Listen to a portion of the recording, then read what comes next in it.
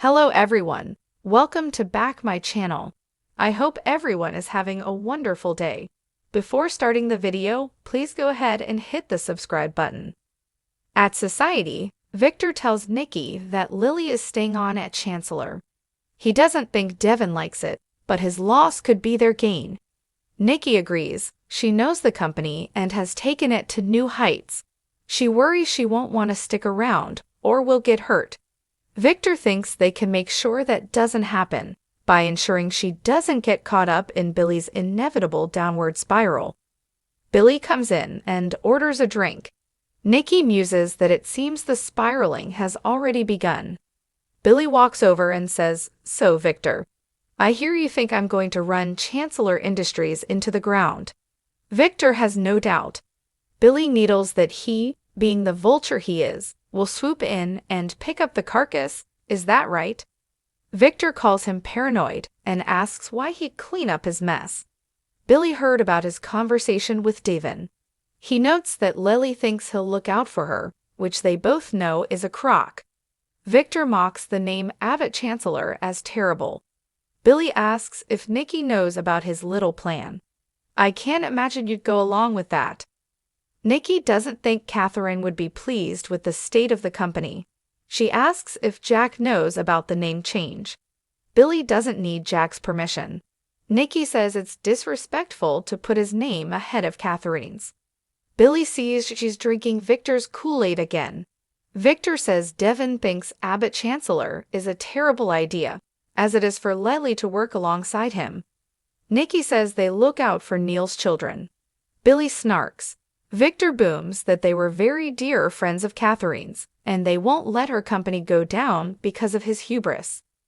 At Crimson Lights, Lucy spots Faith and asks, "What's up?" Faith is grabbing drinks for her and her mom. Lucy guesses she didn't see her text about the pool party the other night, but she's dying to know what she missed. Faith says it was just a bunch of kids swimming and taking selfies. She apologizes for uninviting her and reiterates it was a college crowd. She tells Lucy she has to get going, but Lucy invites her to see a band tonight. Faith pauses awkwardly and then says she has plans. Lucy makes a hasty retreat and Faith feels bad. She says, "Hey Luce, why don't you tell me about that really cool band?" Tessa arrives at the park and tells Mariah she was expecting a romantic surprise. Maria is sorry, but what she is dealing with right now is scarier than the horror movie from their first date. They sit, and Mariah updates her wife on the situation with her mother. Tessa says, "I'm sorry, babe." Mariah tells Tessa that they did a mini intervention and she agreed to take better care of herself. She's going to go away to get some rest. Tessa thinks this sounds positive. Maria says when she's gone, she's taking over at Cassidy first. Tessa's sure she'll kill it. She wants to do something for Sharon and suggests they go over and visit with Aria, who has started calling her Mima. Maria doesn't think that's a good idea. Every time her mom sees her, she's reminded of Cassie and the life she never got to live. Maria says Sharon had such big dreams for Cassie. Who could she not look at her and think that those are things that Cassie should have too? Even Aria is a reminder of the kids that Cassie never got to have. Tessa asks if she's talked to Sharon about this. Maria says she brought it up today. She said she loves her for her, but she's been avoiding her lately. Tessa thinks she probably doesn't want to worry her. This seems serious. Maria cries that her mom is suffering, and she doesn't know how to help her.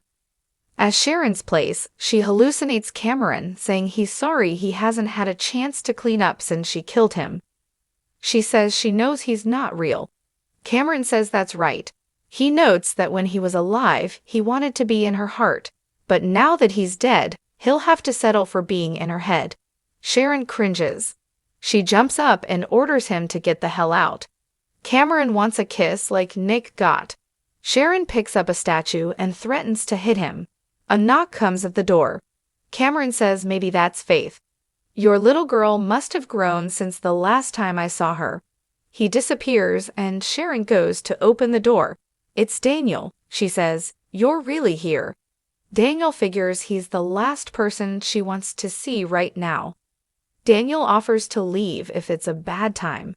Sharon picks up the chair she knocked over and tells him to take a seat. "What's on your mind?" Daniel asks. "Did you know our daughters were becoming friends?" Sharon says it's very sweet. Daniel asks how she feels about it. He points out this isn't about Lucy, it's about him. He knows he's not her favorite person. Sharon says Lucy is her own person and Faith picks her own friends. Daniel knows that she's been missing Cassie a lot recently. Sharon says it's nothing new. Daniel thought he should try to avoid her. Sharon says the accident was a long time ago. Daniel gets the impression it still feels fresh. "Instead of trying to avoid you, or avoid what I've been feeling about Cassie, I thought I should do the opposite." Sharon asks what that means. Daniel tells her he made a game to reconnect with his daughter. What if he could make a new game to help her connect with hers? Sharon's not sure she's understanding him. Daniel explains the game might help her heal. Sharon questions if it would help her process the grief. Daniel would never presume to tell her how to do that. His idea is that the game would help young people deal with heavy feelings. Sharon tells him the other game he made with Chelsea was impressive. Daniel thinks it could be a way to honor Cassie. It could be something students could use in school. Sharon assures him that his offer is lovely, but he'd have to talk to Mariah about it. She'll be taking over Cassidy first while she regroups. Daniel says he saw Mariah, Faith, and Nick talking about how worried they are about her. He didn't come to invade her space, he just hopes that their conversation isn't why he's having to take time away. Sharon says the grief is always with her, she just hasn't been handling it well lately. His offer is gracious but won't stop her from having these feelings, or him either. Daniel knows that. Sharon thinks they each need to find a way to deal with their responsibility in her death. At Society, Victor tells Billy his mother made a mistake when she put him in charge of Chancellor, just as she did when she put him in charge of Chancecom. Billy warns Victor not to talk about his mother, and says he'll be the spectacular failure if he comes for the company. He walks off and Nikki says she can only imagine how he'll react when he hears that she's the one taking his job. They discuss how Johnny and Katie will take it. Nikki says Victoria will handle the fallout and she'll support her. Across the room, Billy calls Lily at the office and tells her, "We've got a party to plan." At her place, Sharon is on the phone making plans for a week away in the desert to recharge. She disconnects and suddenly Cameron is there again. Sharon tells herself that she can't allow these intrusive thoughts. "When I open my eyes, you'll be gone." He's still there. Cameron chuckles, "Did you really think you could get rid of me that easily?" At Crimson Lights, Faith and Lucy chat as they talk about bands they like. Faith decides she'll go with her tonight. Lucy asks what about her plans with her mom. Faith says she's been tired lately, they can do it another time. Daniel appears and learns Faith is going with his daughter tonight. He clearly thought he was going with her. Faith leaves and Lucy asks, "So, Dad, how are you?" Daniel asks why she just had him lie to Faith. At Chancellor, Billy tells Lily they need to make a splash for Abbott Chancellor. A launch party. Lily wonders if he's sending a message to her brother. Billy says David doesn't want to see her fail. Lily nods, but Victor does. She reminds Billy he told her Victor wasn't a threat, so what's changed? Billy admits he ran into him. He's waiting for them to fail miserably, but that's not going to happen. He confronted him because he wanted Victor to know they know what he's planning. When he comes after Chancellor, they'll be ready. He wants a classy party that will make a statement. Lily fears he's letting his personal feelings about Victor cloud his judgment. Billy insists this is business and will be great for Abbott Chancellor. In Victor's office, Nikki sniffs about how predictable Billy is. Victor tells her things are going to happen quickly. She's been brushing up on Chancellor and teases that he loves this stuff. Victor says that other than his family, this is what he lives for. In her house, Cameron needles Sharon that the thoughts never really go away. She asks herself why she's thinking about him. He says, "You brought this on yourself, babe." She snaps, "Don't call me that." Cameron explains by naming his company Cassidy first. She made a permanent connection between him and her late daughter in her brain. "And right now, we're having a party in the deepest, darkest corners of your beautiful mind. Just me, Cassie, and good old Nick Newman." He's flattered that he was invited to hang with two of her greatest loves. Cameron tells her Nick doesn't want her anymore. "You used to be so strong, and now you're fragile. You're damaged goods, girl. Why would any man want you?" Sharon, rattled, says he's just giving voice to her insecurities. Cameron asks why she thinks she's thinking about him. "I'm already dead, but I'm dying to know." Sharon thinks it's because of the trauma he inflicted on her by trying to take Faith away after Cassie. She's going away to find some peace and will deal with these feelings in a healthy way. Cameron backs her up and says she can run, but she can't hide. Pointing to her head, he says, "I will still be right here." He needles that she's wrong about the reason why he's there. She asks, "Tell me why." He can't do that, or he'll disappear. He's going to hang around. A knock comes at the door and Cameron vanishes. Sharon looks spooked. Faith comes in and says Sharon looks flushed.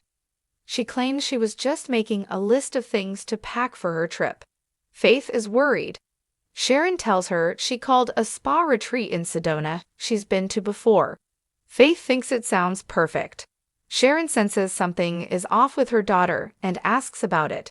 Faith says she thinks that she may have just made a mistake with Lucy Romalotti. At Crimson Lights, Daniel reminds Lucy that he told her she had to go to the concert with an adult. Lucy begs him to let her go with Faith, who is responsible. He asks her about lying that he couldn't make it. Lucy says the words just came out of her mouth when she saw her. Daniel talks about hanging out with kids her own age. He doesn't think she should expect too much from Faith or she'll get disappointed. "Like you did with your epic pool party." He knows she didn't go.